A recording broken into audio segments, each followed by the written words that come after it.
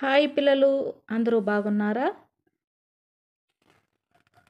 ఈ మంచి సమయంలో దేవుడు అబ్రహామును ఎలా ఎన్నుకున్నాడు అనే విషయము గత వారం కథలో మనం మాట్లాడుకున్నాము. ఈ దినాన దేవుడు ఇస్సాకు గురించి కొన్ని విషయాలను దేవుడు మనకు బయలుపరచాలని అనుకుంటున్నాడు. ఆదికాండము 24వ అధ్యాయము 1వ వచనం నుండి 28 వచనాల వరకు మనం చూద్దాం. అబ్రహాము బాగా ముసలివాడవుతున్నాడు.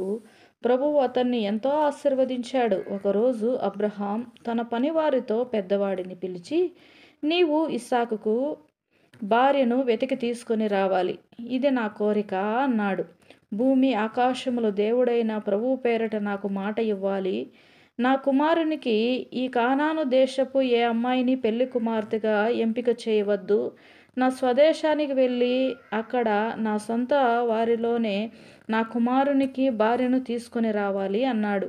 అందుకు ఆ సేవకుడు, ఒకవేళ ఆమె నాతో రాకపోతే ఏం చేయాలి? ఇస్సాకును తిరిగి స్వదేశానికి పంపవచ్చునా అని అడిగాడు. అప్పుడు అబ్రహాము, నా కుమారుణ్ణి అక్కడికి మాత్రం వెళ్లకుండా చూడు. ప్రభువు నన్ను నా ఇంటి నుంచి, నా వారి దగ్గర నుంచి ఇక్కడికి తీసుకొని వచ్చాడు. ఈ స్వదేశానికి నా పిల్లలకు, నా పిల్లల పిల్లలకు ఇస్తానని ప్రభువు నాకు వాగ్దానం చేశాడు. నీవు నా కుమారునికి నా భార్యను తీసుకొని రావటానికి దేవుడు తన దూతను నీకు సహాయంగా పంపుతాడు. ఇక్కడికి రావటానికి ఆమె ఇష్టపడకపోతే ఈ ప్రయాణం నుంచి నీవు విడుదల పొందుతావు.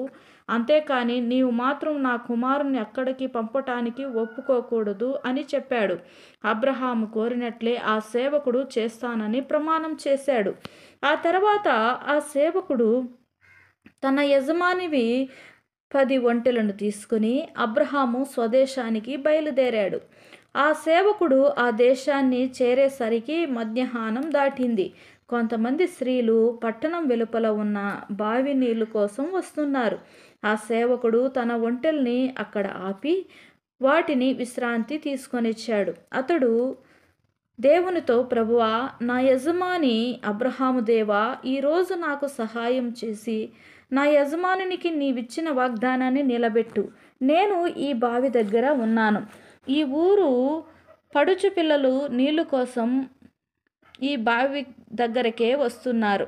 వారిలో ఒక ఆమెతో దయచేసి తాగటానికి నీళ్లు కొద్దిగా ఇమ్మని అడుగుతాను.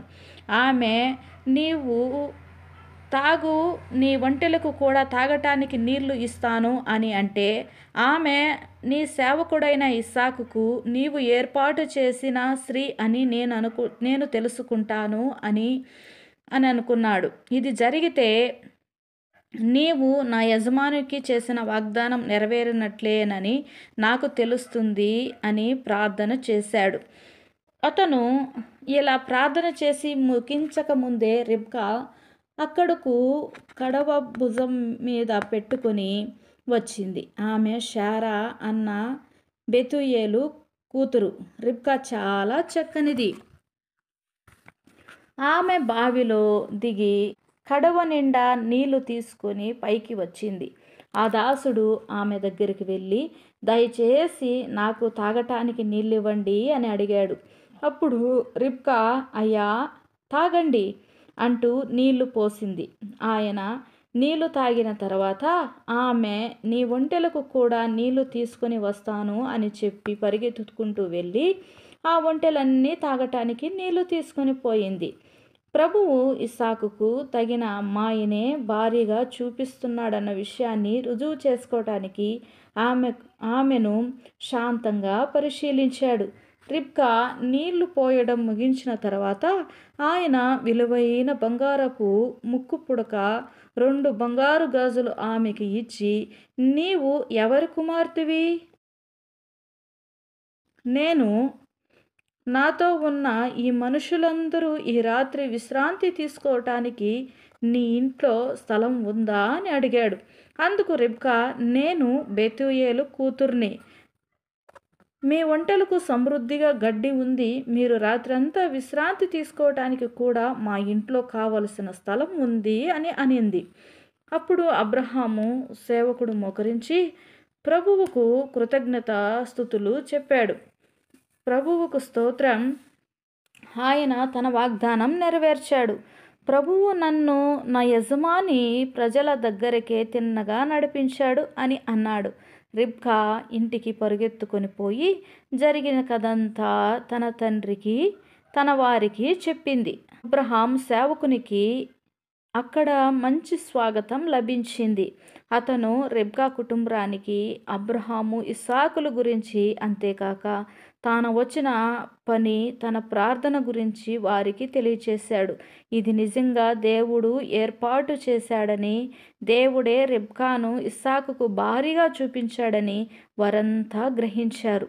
వారు రిబ్కాను ఇస్సాకుకు ఇచ్చి పెళ్లి చేయటానికి తన సేవకునితో వెళ్ళనిచ్చారు.